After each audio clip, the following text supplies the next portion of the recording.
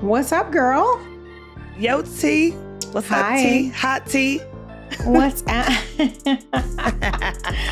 Hot tea, sweet tea, all kinds of tea. All kinds of tea. Serving up that tea, okay? Don't get me dancing. Also, shout out to Mikal. He made the USA team. Yeah. T just told me, and I was just like, wow, it's so crazy. Go so Mikal. Go Mikal.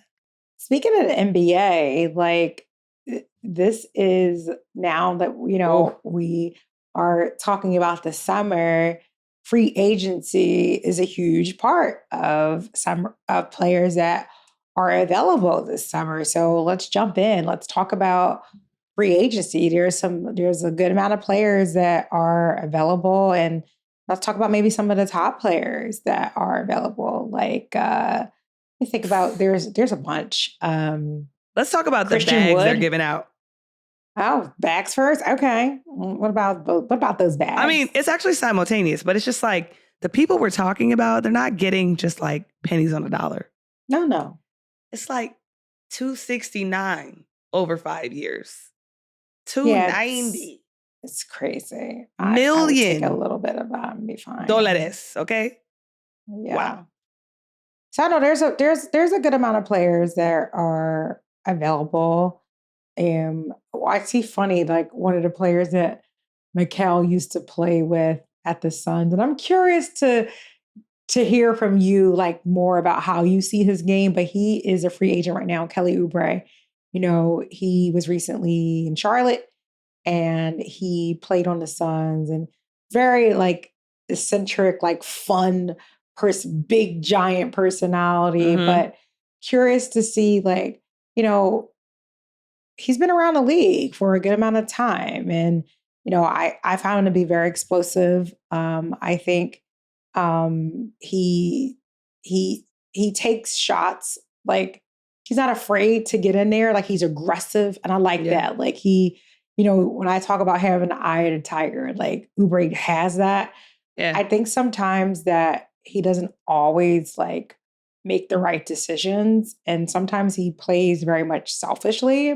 This is my opinion. That sometimes he doesn't make the right play to win the game. He makes the right play for Kelly. And maybe that could be why he's experienced sometimes like some concerns on the team. Like he just doesn't have that team focused mentality.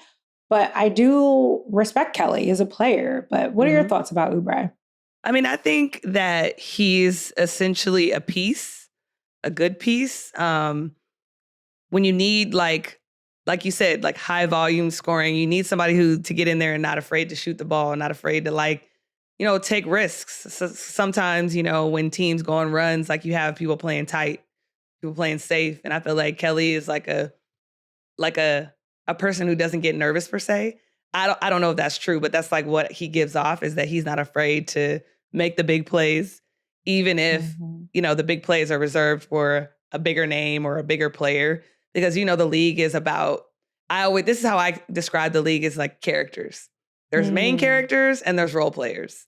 And I don't make the rules, but there are certain people who, believe main characters need to take X amount of shots, which is why LeBron gets a lot of criticism, because he's a main character, but yet sometimes he defers to role players in moments that it's the right basketball play, but necessarily to fans, it's not what they want the main character to be doing. So for me, I feel like Kelly Oubre has a personality that it takes on a main character type of role. And I think he should think that about himself. And I think that's what I get from him, is that he's just not afraid of the big moments. He's not afraid to do the flashy things that maybe coaches may not approve of or whatever. But I feel like that's how he lives his life off the court, it looks like, with his fashion. He's very risky. Seems fun. He's very loud. He seems like he's a fun person. Yeah. I bet you he's cool to go to a party with, for sure. Like just to hang out. Funny guy. So for me, I think he's a system guy. I think he has to find the right system for him, where people need him to be Kelly Oubre and not be someone else. So if he can be himself,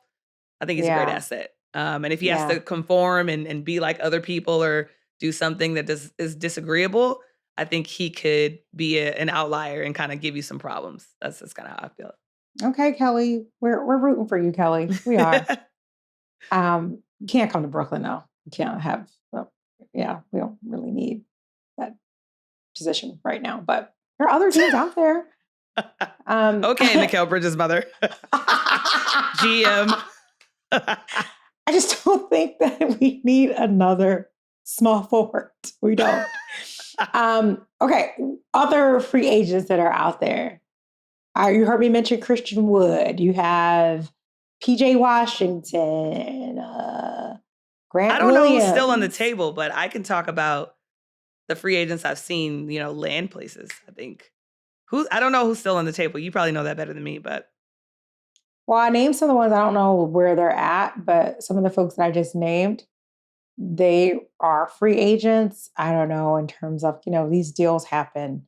I don't know where they're at, but those folks that I mentioned are free agents. But another one, look, there's a couple free agents that in Phoenix, like Terrence Ross, another small I love forward. Terrence. Another piece. Great piece. Yeah, Terrence. Yeah, he's super athletic. I'll say that. Yeah, of course. I mean, he's always been known for that. I think too, the league just gets really like they get very bougie. Like if players have been in the league a little while, they just want something new. They want fresh this and fresh that, and so sometimes players can get caught in the matrix. Sometimes too long-term injuries also impact your ability to kind of get your snap back, like kind of go back to the player that you were before. Like TJ Warren, he's another one with Phoenix who is a free agent this summer. He had a long-term injury and then, that kind of impacted him. So I don't know. I think it's harder and when that happens, but look, I think there's a lot of players out there. Speaking of players out there, let's talk about the player who wants to be out. Like Lillard, he wants out. Yeah. And I love how, I don't know, is this a new thing when players are like, I want to play on this team? Like, it's just like they dictate where they want to go. Like, how long? No, it's not Lou. LeBron been doing that. LeBron, he cultivated that. It may have happened before him. I can't remember, but remember he did the decision. He made a big show and he decided. That was funny. So from things like that, it's like the big three. That's now a thing, right? Like the three-headed monster type of thing. They talked about in the Warriors, talked about Phoenix.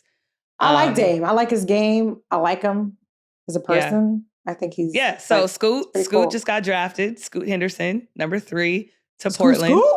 Scoot is also number 0. Dame is number 0. Scoot's now 00. So, I think it's time for Dame to get the credit he deserves, and he's not going to get it. I wish he'd come to Brooklyn. I would love for him to go to. I don't think we're going to make the right. Nah, him and Jimmy. I think they gotta try it. Oh no, I'll take him. Mikal can play with Dame. They're friends. I know, and then you got to see both of them too. That'd be annoying. Seeing Dame and Jimmy Butler in the playoffs. I know. I'll be like, real annoying. Come on, Brooklyn. Can we get something together so we could get Dame here with us in Brooklyn? Come hang out with us. Come play with us, Dame. We'll take you. I would just want to hang out with Dame like on a personal level. Like I just think that like every time I see him speak cool, right? And what he talks about, like I would just love him to just like spit game, just like hear and pick his brain on, how he's thinking about just progressing as a person through this lens of a basketball player. Like, he always makes me think on another. Where do you think he's going to land? Miami. Wow. I mean, that was one of the teams that he wanted to go to, like he had interest in. But my brother was telling me yesterday that the team, no, did he tell me today? I think he told me today. Who knows? The boy always got something to say. Shout out to Hey Jamal, my brother. Hey Jamal.